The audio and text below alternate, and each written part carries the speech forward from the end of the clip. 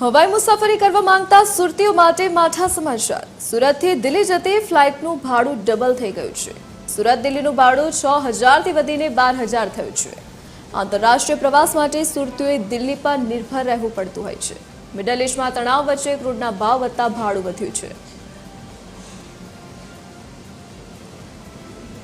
સંવાદદાતા Divesh Parmar phone line પર જોડાઈ ગયા છે। હાજી દિવેશ, ફ્લાઇટના ભાડામાં વધારો થયો છે, શું વિગત?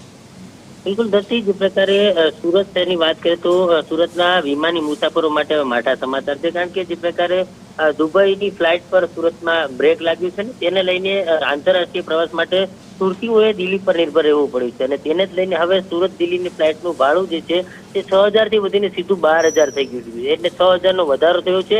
હજુ પણ જે પ્રકારે યુદ્ધની સ્થિતિ છે અને યુએઈ દ્વારા વિદેશી એરલાઇન્સ પર જે લાદવામાં આવેલી જે બેન છે તે હજુ પણ ખાસ કરીને સુરતના જે લોકો છે તેમના માટે ખૂબ જ માઠી અસર દેખાઈ રહી છે।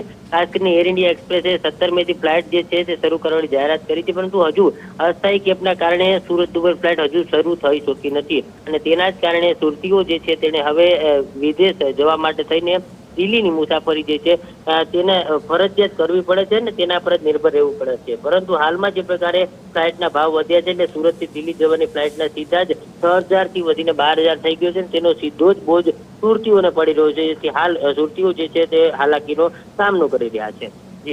જી દિવેશ, વિગત બદલ આપનો આભાર।